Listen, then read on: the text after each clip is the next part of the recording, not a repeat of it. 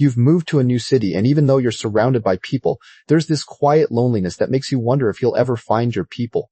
But what if making friends as an adult doesn't have to feel like a high-stakes audition or a desperate search for connection? Today, we're talking about one gentle shift that can help you build real friendships in a new place without forcing it. This matters because the loneliness of starting over can quietly drain your energy and make the city feel smaller than it actually is. When you start practicing this approach consistently, you may notice that conversations feel lighter, invitations start to flow naturally, and you begin to feel like you belong. The key mistake most of us make is thinking we need to impress people first, when really, the secret is showing up in a way that invites others to feel comfortable around us. In this video, I'll walk you through this one shift step by step, with simple, practical ways to put it into action starting today. So let's begin by looking at the first small change you can make the next time you walk into a room full of strangers. Making friends as an adult in a new city is really about building a sense of belonging from scratch. It's not just about having people to hang out with, but about feeling connected to the place you live. In real life, this means learning how to turn casual encounters into genuine relationships over time. You might start by saying hello to a neighbor or striking up a conversation at a local coffee shop. A common misunderstanding is that friendship happens instantly, but it usually takes repeated small interactions. The relief comes when you realize you don't need a huge social circle, just a few meaningful connections. The simple takeaway here is that friendship is a process, not a single event. Let's look at why this matters so much for your everyday well-being. Having friends in a new city directly affects how you feel day to day. It gives you a support system for when things get tough and someone to share small joys with. Without that connection, even simple tasks like grocery shopping can feel lonely. Studies show that social bonds reduce stress and improve overall happiness. A realistic truth is that many adults underestimate how much they need this until they feel isolated. The benefit of building friendships is that it makes your new city feel like home faster. A helpful insight is that your well-being improves with just one or two close friends nearby. Now, let's explore what life looks like when this connection is missing. When you don't have friends in a new city, life can feel heavy and disconnected. You might spend weekends alone, scrolling through your phone, wondering where to go. Simple things like trying a new restaurant or going for a walk can feel pointless without someone to share them with. Over time, this loneliness can make you doubt yourself or question your decision to move. A common pitfall is that you start avoiding social situations because they feel awkward or exhausting. The relief is knowing that this feeling is temporary and very common among adults. A practical takeaway is that recognizing this emptiness is the first step toward changing it. Next, let's look at the habits and beliefs that might be blocking you from making friends. If this part of the video felt helpful, take a moment to like it. It lets me know what topics matter most to you. I would love to hear your thoughts in the comments. What is one small step you feel ready to try this week? Maybe it is saying hello to someone at a coffee shop or signing up for a class. Sharing your idea might encourage someone else who is watching. And if you want more videos like this, go ahead and subscribe. Stick around for the rest of the video because there is more coming that might help. One big block is the belief that everyone else already has their friend group figured out. This makes you hesitate to reach out because you assume people aren't open to new connections. Another pattern is waiting for others to make the first move, which rarely happens in adult life. You might also fall into the habit of staying in your comfort zone, like only going to work and coming home. A realistic truth is that fear of rejection often stops you from even trying. The helpful insight is that most adults are just as lonely and open to friendship as you are. A simple takeaway is to notice when you're telling yourself a story that isn't true. Now, let's talk about the first mindset shift you need to make. The first mindset shift is to stop seeing friendship as something that happens to you. Instead, start seeing it as something you actively create through small, consistent efforts. This means letting go of the idea that you need to be interesting or perfect to be liked. You just need to show up and be present with others, even if it feels awkward at first.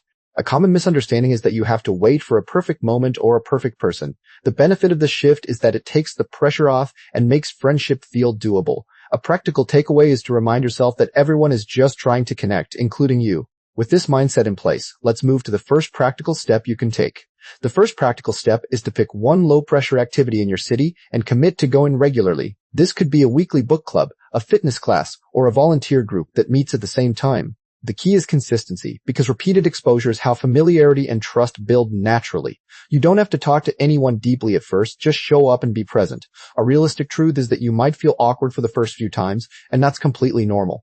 The relief is that after a few visits, people will start to recognize you and conversations will flow easier. A simple takeaway is to choose something you genuinely enjoy so it doesn't feel like a chore. Once you've picked that activity, you're ready to think about how to turn those casual hellos into real conversations. Long-form video script. So what does this actually look like when you start putting it into practice on a regular Tuesday? It's not about having a packed social calendar or a dozen new best friends overnight. Instead, it's about small, consistent moments where you show up and let yourself be seen. Maybe you say hello to the same person at the coffee shop 3 mornings in a row, and on the 4th day you ask how their weekend was. The reality is that most of these interactions will feel awkward at first, and that's completely normal. The relief comes when you realize you don't need a perfect conversation, just a genuine one.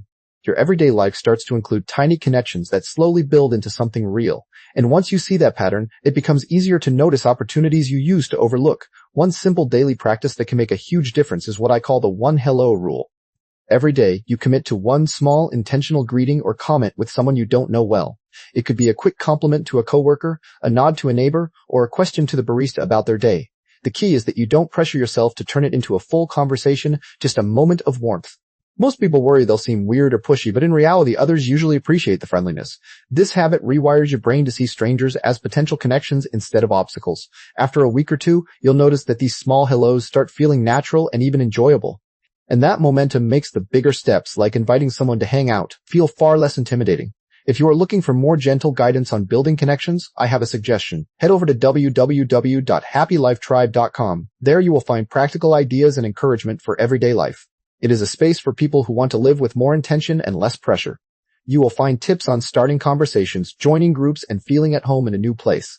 The site is full of calm living inspiration and mindful lifestyle support.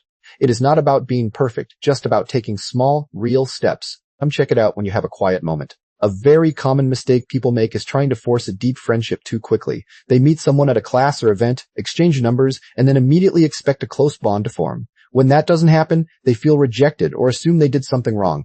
The truth is that real friendship in adulthood usually grows slowly, through repeated low-pressure interactions. If you push for too much too soon, you can actually scare the other person away or burn yourself out. The relief is knowing that you don't have to rush because time and consistency do most of the work for you. Instead of aiming for a best friend in 1 week, aim for a friendly acquaintance in 1 month. That shift in expectation takes the pressure off and lets the connection develop naturally. To make this whole process feel realistic instead of overwhelming, you need to shrink your goal down to something tiny. Instead of thinking, I need to build a whole social circle, think I just need one new person I can say hi to this week. That single, manageable target removes the anxiety of trying to do everything at once. You can also set a time limit, like giving yourself 15 minutes at an event to talk to just one person. The mistake people make is trying to stay for hours and meet everyone, which drains their energy fast. When you keep it small, you actually enjoy the interaction more and leave feeling accomplished. Over time, those tiny wins stack up, and you'll look back and realize you've built something real without burning out. This approach turns a scary mountain into a series of small, doable steps you can actually take. As you start making even a few small connections, you'll notice a shift in how you feel about your new city. The loneliness that once felt heavy starts to lift, replaced by a quiet sense of belonging. You begin to see familiar faces in your neighborhood, and that alone makes the place feel more like home. Emotionally, you feel less invisible and more like you matter to the world around you. Mentally, the constant self-doubt about whether you're likable or interesting starts to fade. You realize that most people are just as nervous as you are, and that shared vulnerability actually brings you closer. This emotional shift gives you the confidence to keep reaching out because you've seen that it works, and that confidence becomes a self-reinforcing cycle that makes each new connection a little easier than the last. Life will inevitably get busy, and when it does, your social efforts are often the first thing to drop. To keep momentum going, you need to build a simple maintenance habit, like sending one quick text a week to check in. It doesn't have to be a long conversation, just a "Hey, thinking of you, hope you're doing okay" can keep the thread alive. Another trick is to schedule a recurring low-effort activity, like a weekly coffee or a monthly walk with a new friend. The mistake is waiting until you have a big block of free time, which rarely comes, and then feeling guilty for falling out of touch. Instead, accept that small, irregular contact is better than no contact at all. This keeps the relationship warm even when you're swamped, so you can pick it back up when things calm down. And that leads us into the next part, where we'll talk about how to handle the moments when you feel like giving up entirely. Over time, this shift starts to change how your ordinary days feel. You might notice that walking to a coffee shop or sitting in a park feels less lonely than it used to. That is because your brain begins to see your city as a place full of potential connections, not just strangers. You start to recognize familiar faces at the gym, the library, or the bus stop, and small nods become normal. It does not happen overnight, and some days will still feel quiet, but the overall texture of your life softens. The relief comes from knowing that you are building a web of small interactions that can grow into real friendships. A simple takeaway is to notice when a place starts to feel familiar and let that be a sign you are settling in. This gradual reshaping of daily life is what makes the effort worth continuing. Even when it feels slow, you do not have to figure this out all by yourself. There is a whole community of people who are also learning to build friendships and find belonging. At Happy Life Tribe, we share stories, ideas, and encouragement along the way. It helps to know others are trying the same small steps you are. If you want to be part of that supportive space, consider subscribing to the channel. You can also visit www.happylifetribe.com to connect more deeply. Together, we can keep moving toward a life with more peace, intention, and real connection. I would love to have you with us on this journey. Even after you have made progress, a realistic challenge is that some people will still not respond or follow through. You might invite someone for a walk and they cancel, or a group you joined fades out after a few meetings. This can feel like a setback, and it is easy to take it personally. The truth is that adults have busy lives, and not every attempt will lead to a lasting connection. A pitfall here is letting one rejection make you feel like you are back at square one. The helpful insight is that these moments are normal and do not mean you are doing anything wrong. A practical takeaway is to keep a list of 3 other people or groups you can try next, so one cancellation does not stop your momentum. Accepting that setbacks are part of the process helps you stay steady and keep moving forward.